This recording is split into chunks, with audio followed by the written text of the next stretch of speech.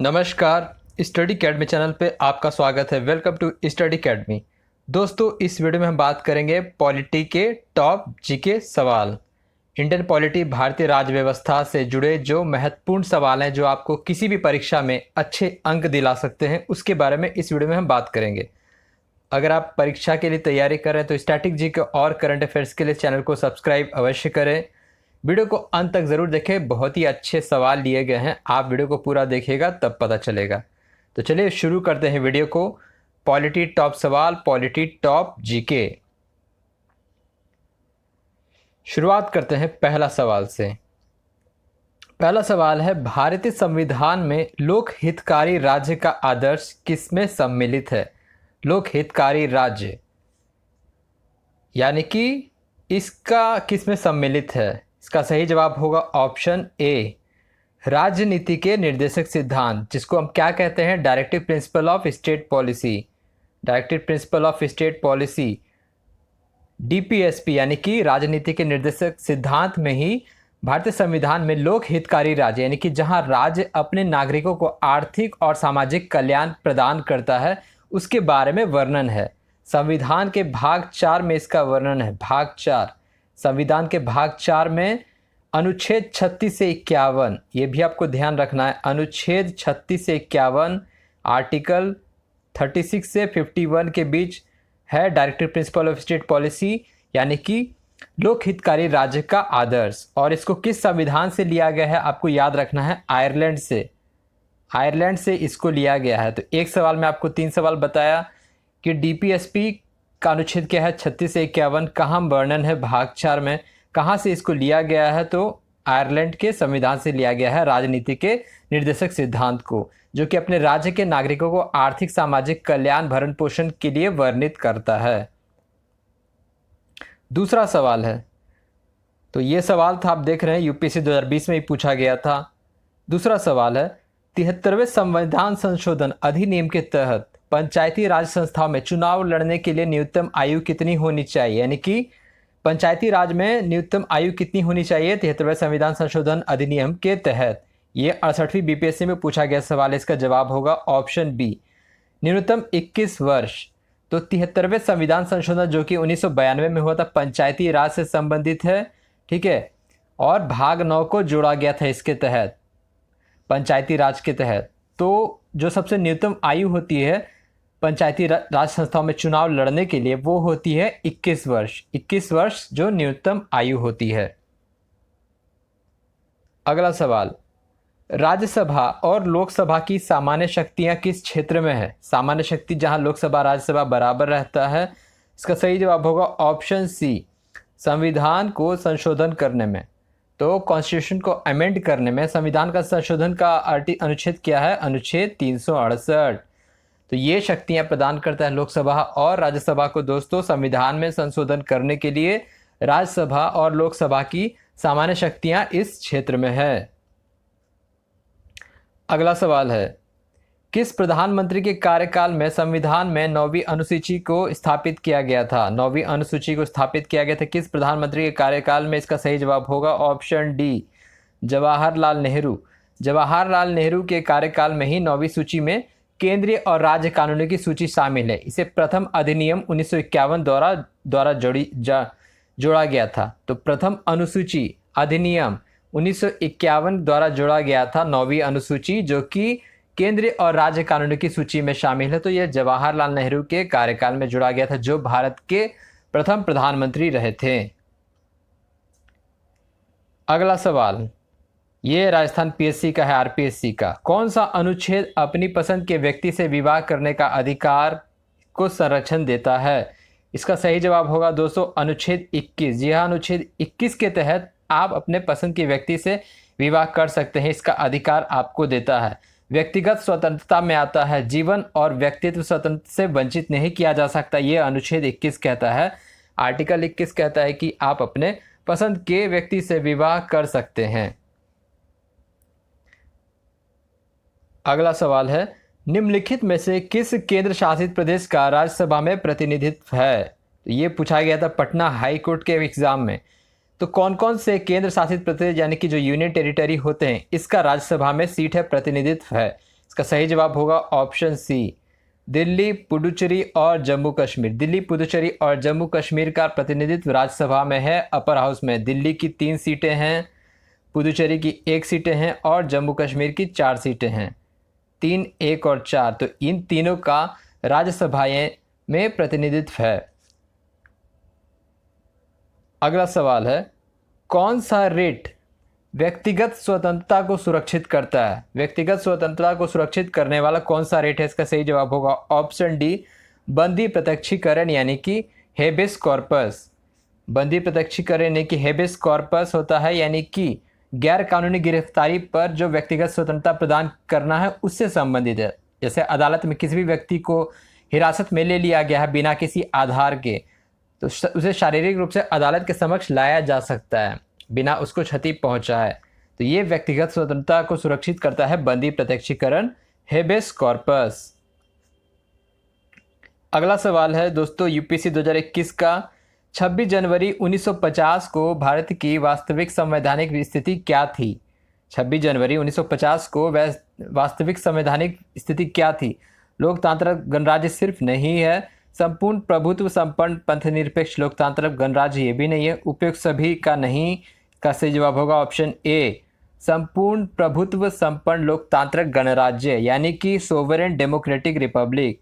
Sovereign democratic Republic ये कहा गया था भारत को जब गणतंत्र देश बना था भारत 1950 26 जनवरी को।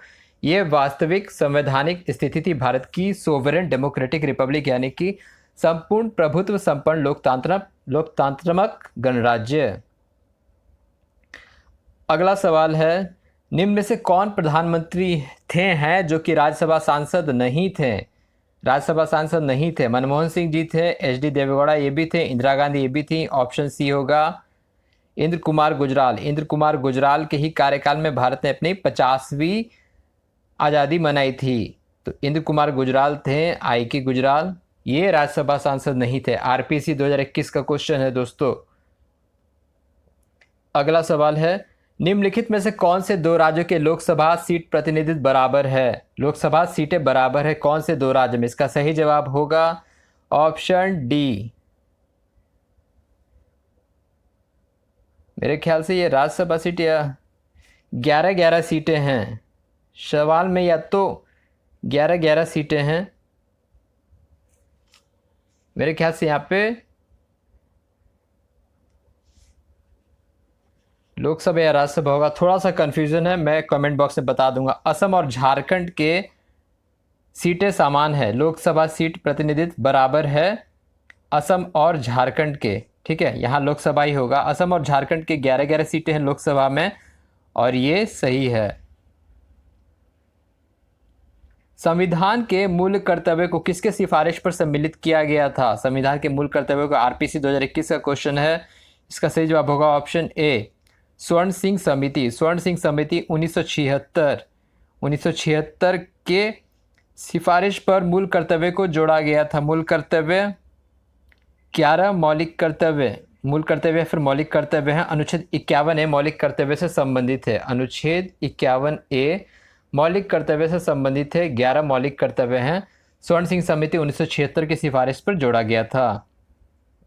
संविधान का कौन सा अनुच्छेद भारतीय निर्वाचन आयोग की स्थापना से संबंधित है, यानी कि इलेक्शन कमीशन ऑफ इंडिया? इसका सही जवाब होगा ऑप्शन बी, अनुच्छेद 324। आर्टिकल 324 भारतीय निर्वाचन आयोग की स्थापना से संबंधित है।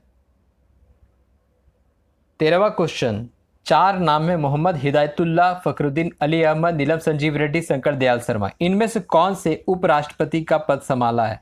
इन चारों में से किन्होंने उपराष्ट्रपति का पद संभाला है? ABCD गलत है, सिर्फ BNC गलत है, BCND ये भी गलत है, सिर्फ ऑप्शन डी AND कौन है? मोहम्मद हिदायतुल्लाह और शंकर दयाल शर्मा। तो M हिदायतुल्लाह और शंकर दयाल शर्मा इन दोनों ने वाइस प्रेसिडेंट का पद यानी कि उपराष्ट्रपति का पद संभाला है, पद पे रहे हैं ये दोनों। Option D AND। संविधान सभा की अंतिम बैठक कब हुई थी? अंतिम बैठक कब हुआ था संविधान सभा का? सही जवाब होगा ऑप्शन ए, 24 जनवरी 1950। प्रथम बैठक कब हुई थी? 9 दिसंबर 1946 को हुई थी, आपको याद रखना चाहिए। उसके बाद 26 नवंबर 1949 को अपनाया गया था संविधान, और 26 जनवरी 1950 को लागू हुआ संविधान। 24 जनवरी को इसकी आखिरी बैठक हुई थी। 24 जनवरी 1950 को इसकी आखिरी बैठक हुई थी। अगला सवाल, संविधान के अंतर्गत संघ और राज्य के बीच शक्तियों का विभाजन किस देश से लिया गया है? किस देश से लिया गया? सही जवाब होगा ऑप्शन बी, कनाडा। कनाडा से लिया गया है। संविधान के अंतर्गत संघ और राज्य के बीच जो शक्तियों का विभाजन होता है, ये कनाडा से लिया गया है। संविधान के किस अनुच्छेद में वित्त आयोग के गठन के बारे में वर्णन है? वित्त आयोग यानी कि फाइनेंस कमीशन। ऑप्शन सी, अनुच्छेद 280। आर्टिकल 280 में वित्त आयोग के गठन के बारे में वर्णन है संविधान में। अगला सवाल, प्रेस की स्वतंत्रता किस अनुच्छेद में अंतर्निहित है? यानी कि फ्रीडम ऑफ प्रेस। इसका सही जवाब होगा ऑप्शन डी, अनुच्छेद 19(1). अनुच्छेद 19(1) या फिर 1 प्रेस की स्वतंत्रता से संबंधित है, अंतर्निहित है फ्रीडम ऑफ प्रेस। लोकसभा चुनाव लड़ने के लिए उम्मीदवार द्वारा भुगतान की जाने वाली जमानत राशि क्या होती है? यानी जैसे आपको लोकसभा चुनाव लड़ना है तो जो जमा आप करेंगे इलेक्शन कमीशन को उम्मीदवारी के लिए, उसकी जो राशि होती है क्या होती है? इसका सही जवाब होगा ऑप्शन सी, 25,000 रुपये। 25,000 रुपीज़ आपको जमा करना होगा अगर आप लोकसभा चुनाव लड़ना चाहते हैं तो, और आपकी उम्र भी 25 वर्ष होनी चाहिए। भारतीय संविधान में कुल कितने मौलिक कर्तव्य हैं? भारतीय संविधान में कुल 11 मौलिक कर्तव्य हैं, फंडामेंटल ड्यूटीज़ हैं। कुल 11 फंडामेंटल ड्यूटीज़ हैं। अगर आपको पता है तो आप कमेंट बॉक्स में ज़रूर लिखें वो 11। ठीक है, भारतीय संविधान में कुल 11 मौलिक कर्तव्य हैं। अगला सवाल, अनुच्छेद 32 भारतीय संविधान के किस भाग से संबंधित है? अनुच्छेद 32 जो संबंधित है, सही जवाब होगा भाग 3 से। अनुच्छेद 32 को ही heart and soul of constitution कहे हैं बी आर अम्बेडकर ने। अनुच्छेद 32 का संबंध है व्यक्तियों को न्याय मांगने के लिए सर्वोच्च न्यायालय में जाने का अधिकार है। इसके तहत 5 प्रकार के न्याय की आदेश होते हैं: बंदी प्रत्यक्षीकरण, अधिकार परीक्षा, परमादेश, उत्प्रेषण और नज़रबंदी। ये 5 रिट्स होते हैं। और अनुच्छेद 32 को ही बी आर अम्बेडकर ने कहा है heart and soul of Indian constitution, भाग 3 से संबंधित है। निम्न में से कौन सा संवैधानिक संशोधन शिक्षा का अधिकार प्रदान करता है? शिक्षा का अधिकार प्रदान करता है, सही जवाब होगा ऑप्शन बी, 86वां संविधान संशोधन 2002। 86 कॉन्स्टिट्यूशन अमेंडमेंट एक्ट 2002 संवैधानिक संशोधन ने भारतीय संविधान में अनुच्छेद 21(1) को डाला गया और मौलिक अधिकार बन गया शिक्षा। ठीक है, शिक्षा जो कि 6 से 14 उम्र के आयु के वर्ग के सभी बच्चों को मुफ्त और अनिवार्य शिक्षा प्रदान करना है, और ये मौलिक अधिकार भी बना शिक्षा का प्रदान करना। 2002 संविधान संशोधन, 86वां संविधान संशोधन, ये करता है शिक्षा का अधिकार प्रदान करना 6 से 14 वर्ष के आयु के बच्चों के लिए। भारत के राष्ट्रपति के महाभियोग किस प्रकार की प्रक्रिया है? इम्पीचमेंट ऑफ प्रेसिडेंट किस प्रकार की प्रक्रिया है? इसका सही जवाब होगा ऑप्शन सी, अर्धन्यायिक प्रक्रिया। अर्धन्यायिक प्रक्रिया अनुच्छेद 21 के तहत राष्ट्रपति पे महाभियोग चलता है। किसी भी सदन में एक विधेयक की शुरुआत इससे होती है, फिर 2/3 बहुमत इस पे राजी होते तो राष्ट्रपति पे महाभियोग चलता है। अभी तक ऐसा नहीं हुआ है। अनुच्छेद 61 article 61 impeachment of president decide करता है। तो ये थे इंडियन पॉलिटी के 6 सवाल जो आपको मैंने भी करवाएं। आपने वीडियो पूरा देखा तो आपका धन्यवाद, और आपने नहीं देखा तो आप बाकी की वीडियो ज़रूर देखें इस चैनल पे, जो कि पॉलिटी के हैं, ज्योग्राफी के हैं, हिस्ट्री के, साइंस के प्लेलिस्ट हैं। वीडियो देखने के लिए आपका धन्यवाद। Thank you.